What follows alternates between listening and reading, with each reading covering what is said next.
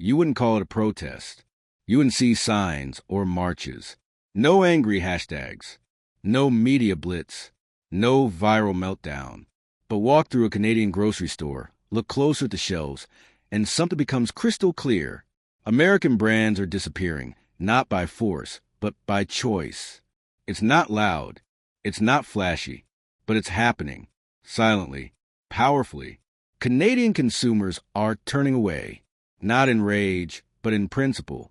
And what's unfolding isn't just a shift in taste. If you're still watching, you know the truth matters, so join us, subscribe, and keep it alive. It's a cultural departure. Let's start with the king of consumerism, Walmart. For years, Walmart was a symbol of convenience. Low prices, one-stop shopping, a middle-class staple. And yet today, Canadian consumers are quietly stepping back. Not because Walmart raised prices, not because of bad customer service, but because it feels off, corporate, detached, like something imposed, not something invited. In a world where Canadians are craving local connection, community roots, and conscious consumption, Walmart's sprawling, fluorescent aisles feel cold. Anonymous, the promise of everyday low prices no longer feels good enough. Canadians want more. They want to know where their food came from. They want to know if the workers were treated fairly. They want to feel like their money stays in their community, not vanishing into a billion-dollar vault somewhere in Arkansas. Walmart couldn't pivot fast enough. It tried to keep selling the same American dream. But Canadians? They've woken up. And then there's McDonald's. Golden Arches once meant family road trips, after-school hangouts, and happy meals that actually made you happy. But now, among younger Canadians, especially Gen Z and millennials, McDonald's isn't cool anymore. It's just a relic. It's not that people hate burgers. It's that they're hungry for transparency, nutrition, ethics, and sustainability. For words that haven't exactly been McDonald's brand pillars. Farm-to-table cafes, vegan joints, local diners sourcing eggs from nearby farms. That's where the foot traffic is going now. McDonald's offered fast, cheap, and familiar. But Canadians now want slow, real, and meaningful. They want to know their money supports something more than just a multinational's next marketing stunt. The brand didn't fall. It faded. Quietly. Let's talk about the pantry staples. Kraft Heinz and Campbell's soup. These were once signs of you made it. A can of tomato soup on a cold winter night. A grilled cheese with Kraft singles. A cupboard stocked with American convenience. Now, these brands sit untouched by an entire generation of conscious consumers. Because these products aren't comforting anymore. They're processed, packaged, industrial. Canadian families are choosing local soup makers, artisan cheeses, small batch condiments with actual ingredients they can pronounce. And it's not a food thing, it's a values thing. Canadians are tired of being treated like a secondary market, tired of getting versions of products that are cheaper in quality but not in price, tired of vague labels and dodgy ingredient lists, tired of the assumption that brand loyalty will override consumer intelligence. Campbell's and Kraft Heinz stopped evolving. Canada didn't. And then the juggernaut Coca-Cola. You'd think Coke would be untouchable. It's iconic, timeless, global. But in Canada, it's slipping fast. Not because people suddenly hate soda, but because they've outgrown the fantasy it once represented. Coke used to be about fun, refreshment, togetherness. Now it's about plastic waste, sugar crashes, and a brand so big it can't even hear its own consumers anymore. Meanwhile, Canadian-made kombucha, sparkling maple water, local iced teas, and zero-sugar sodas with actual health benefits are flying off the shelves. Coca-Cola still sells, but it doesn't connect. The nostalgia it once traded on now feels outdated. Because in today's Canada, a drink isn't just a drink. It's a statement. Here's what's really happening. Canadian consumers haven't become anti-American. They've become pro-Canadian, pro-ethical, pro-transparent, pro-sustainable. This isn't a boycott of products. It's a rejection of corporate arrogance, a rejection of brands that stopped listening, products that didn't evolve, executives who assumed loyalty was permanent. Canadian buyers are no longer interested in being passive participants in a U.S.-driven consumer culture. They are choosing to spend where it matters, in their communities, on their values, and for their future. And while American brands like Walmart, McDonald's, Campbell's, Kraft Heinz, and Coca-Cola once towered over every shopping plaza, grocery aisle, and television screen, today they are slowly being replaced by something more powerful: consumer consciousness. This isn't a revolution of rage. It's one of quiet rejection. No shouting, no slogans, no sabotage. Just one decision at a time. To walk past a giant brand and buy from the little guy. To turn down the discount and choose something real.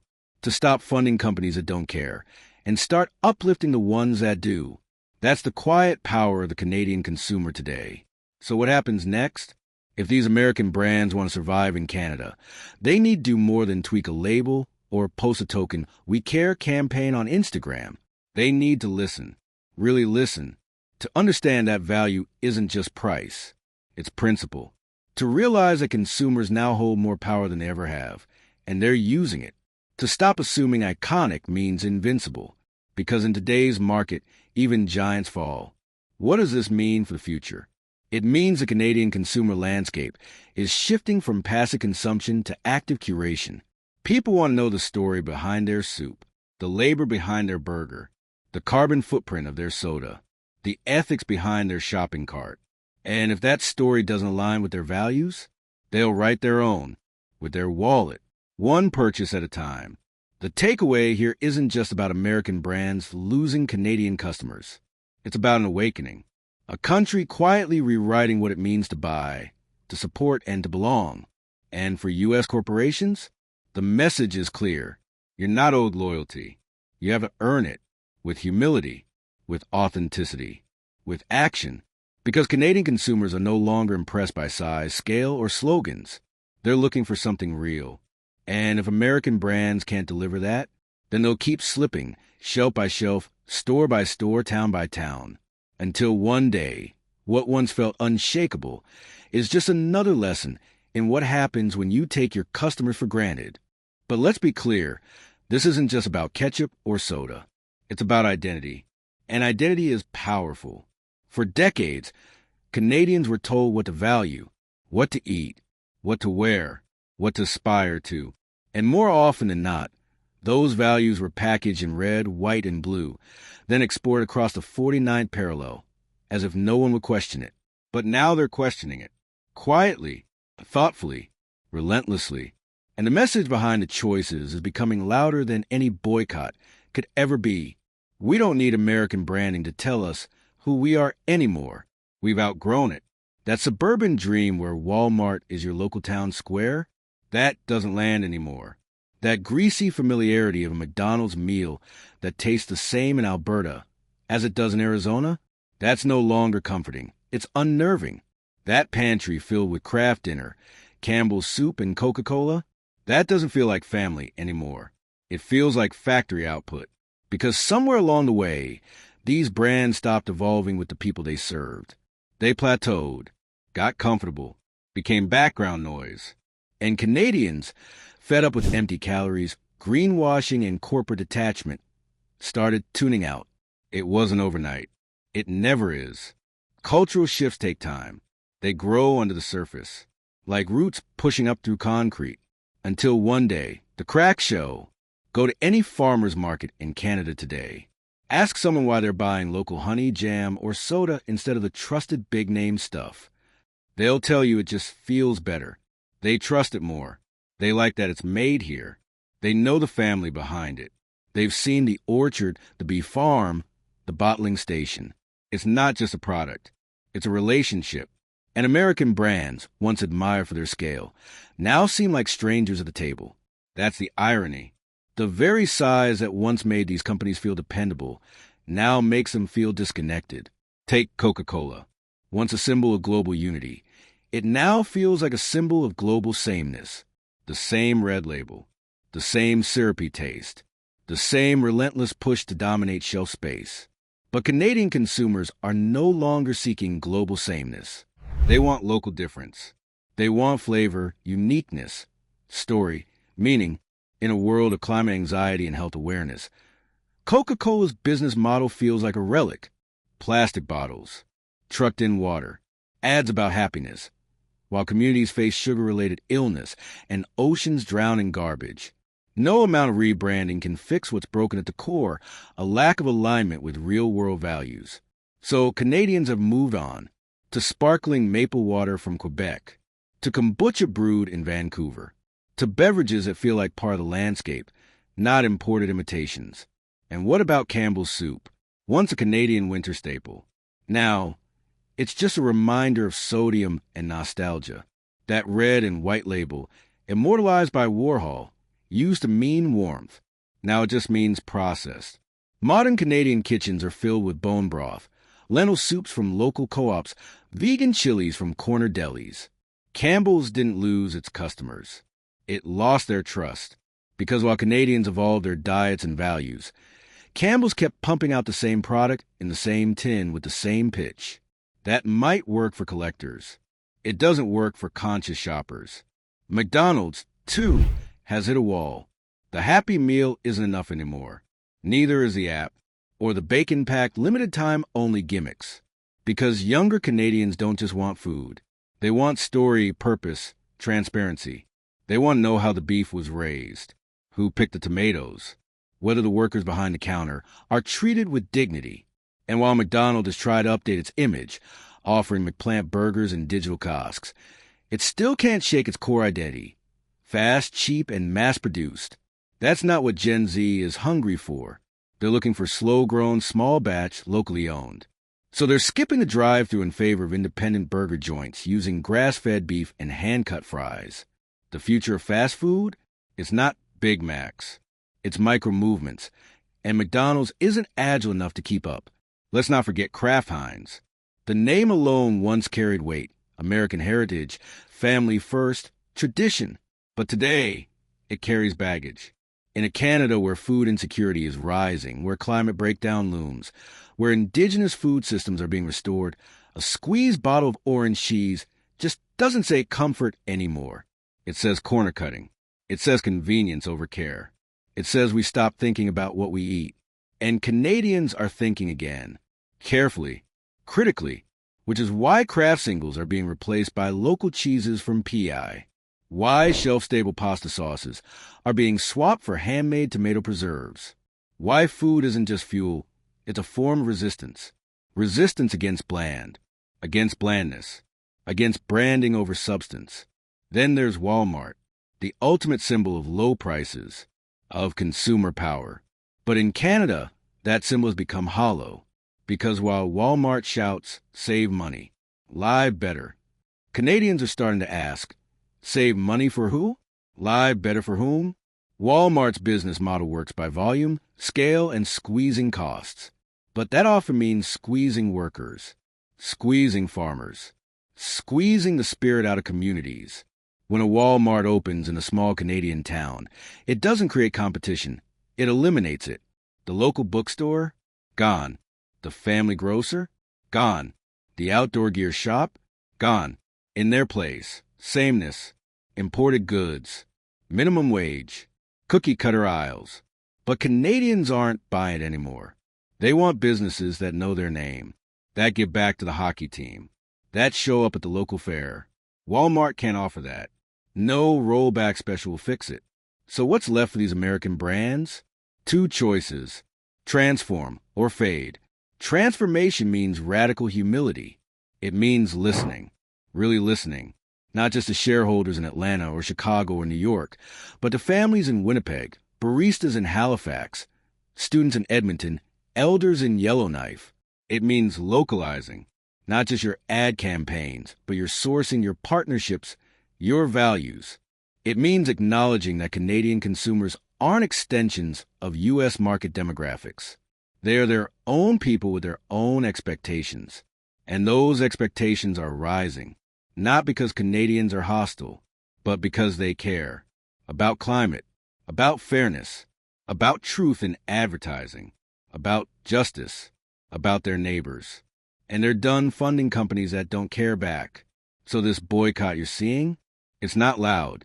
It's not angry. It's not coordinated. It's quiet, thoughtful, personal, and effective. The kind of revolution that doesn't shout, but wins at the cash register. one skip product at a time. Because this isn't about punishing American brands. It's about building something better in their place. A new kind of consumerism, rooted in reciprocity, built on trust, driven by dignity, where success isn't measured in market share, but in shared values. And if American brands can't meet that moment, then they will continue to collapse, not with a crash, but with a whisper, as Canadians walk right past them and towards something that finally, truly feels like theirs. Let's not kid ourselves. This shift in Canada isn't just about shopping habits. It's about something deeper, something that can't be measured in quarterly earnings or grocery receipts. It's about the quiet rebuilding of a national identity, one that's no longer tethered to American approval. For decades, American brands were synonymous with progress, with aspiration, with making it. If your small town finally got a Walmart, it meant you were now on the map. If your family could afford McDonald's for dinner, you were doing okay. If your fridge was stocked with Kraft and Coke, you were living the dream. But that dream, let's be honest, was never ours to begin with. It was sold to us, wrapped in red, white, and blue, broadcast through our TVs, whispered into our shopping carts. Slowly, over generations, we learned to value the imported over the local, the global over the rooted, the efficient over the meaningful. But now, the tide has turned. And for once, it wasn't driven by slogans or commercials. It was driven by lived experience, by the realization that convenience has a cost, that cheapness can be a trap, that loyalty means nothing when it's only flowing one way. American brands didn't lose Canada because of one bad ad campaign. They lost Canada because they never took the time to understand who we were becoming. They thought we'd always be passive, always grateful, always willing to sacrifice values for a discount. But that era is over. Ask anyone who shops a local Canadian co-op or volunteers at a weekend farmer's market. Ask a high school student choosing an eco-friendly brand over a legacy soft drink. Ask the new mom picking up handmade baby food from a neighbor's startup instead of a craft label jar. You'll hear the same thing in different words. I'd rather spend more to feel good about what I'm supporting. That one sentence has the power to dismantle decades of American consumer dominance in this country because it rewrites the rules. It means quality matters more than familiarity. Values matter more than volume. Relationships matter more than recognition. That's a standard most American brands were never prepared to meet. They built their empires on scale, not sincerity. They focus on expansion, not evolution. And now, they're being quietly outpaced, not by other billion-dollar conglomerates, but by purpose-driven Canadian upstarts who know how to listen, adapt, and respect the people they serve. But let's step back. Let's look at the broader context. Why does this shift matter beyond sales? Because at its heart, this isn't just a consumer rebellion. It's a national reclamation, a reclaiming of economic independence, cultural authenticity, and emotional self-respect.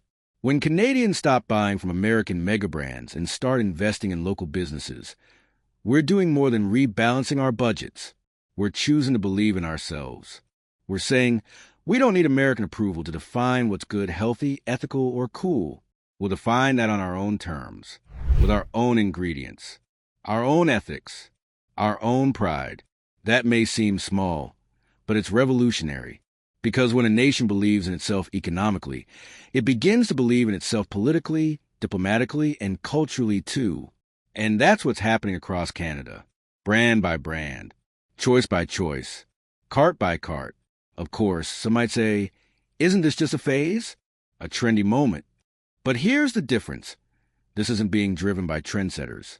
It's being driven by ordinary people, by seniors who watch their neighborhoods change and want their dollars to stay close to home, by indigenous entrepreneurs reclaiming their culinary traditions and building sustainable businesses from the ground up, by immigrant families who want their kids to grow up with food and values that reflect both their heritage and their Canadian future, by Gen Z voters who see every purchase as an act of civic responsibility. That's not a trend. That's a cultural shift. And once that takes root, it doesn't fade. It grows. Let's talk about what Canadian business owners are saying. They're not trying to compete with McDonald's or Kraft. That's not the point. They're offering something those brands can't. Presence, relationship, care. When you walk into a local bakery or juice shop, someone knows your name.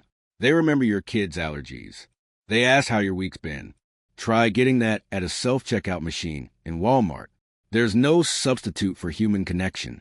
And in a world that's become too fast, too cold, too transactional, Canadian consumers are saying enough. They want real. They want slow. They want honest. Even if it costs more. Even if it's less convenient. Because it feels better, not just ethically, but emotionally. Here's something else to think about. This quiet consumer revolution isn't just reshaping the economy. It's reshaping community. When you support a Canadian business, you're not just buying a product. You're feeding a local family. You're helping a teenager get their first job. You're sponsoring a local soccer team. You're keeping a street alive. Walmart can't do that. McDonald's can't do that. Coca-Cola doesn't care what your community needs. It only cares about market share. That's why this isn't just a boycott. It's a return home. Back to basics. Back to values. Back to each other. Of course, this doesn't mean American brands will vanish tomorrow. They'll still be on the shelves, still on the billboards, still trying to win back attention. But the power they once held, it's gone. Because now Canadians know the truth. Their loyalty is earned, not assumed. And American corporations for too long have been assuming too much. That Canadians would forgive insult after insult, that they'd overlook corporate greed, that they'd keep buying even as products worsened, prices rose, and customer service collapsed. But now that trust is broken. And once broken, trust doesn't snap back. It's rebuilt slowly with action, not with flashy rebrands, not with hollow apologies, with change. And if those brands aren't willing to change, then Canadians will keep walking, past their stores, past their products, past their empty slogans, and towards something better. Final reflection. The story of American brands collapsing in Canada isn't about failure. It's about awakening. A country learning to stand taller, spend wiser, and demand more. A culture remembering that it is everything it needs, right here, right now, to build something better than what was imported. And that lesson? That's worth far more than $1 saved at checkout. It's a signal that Canada is no longer just a customer. It's becoming the author of its own economy. And American brands? They're just now realizing they're no longer in control of the pen.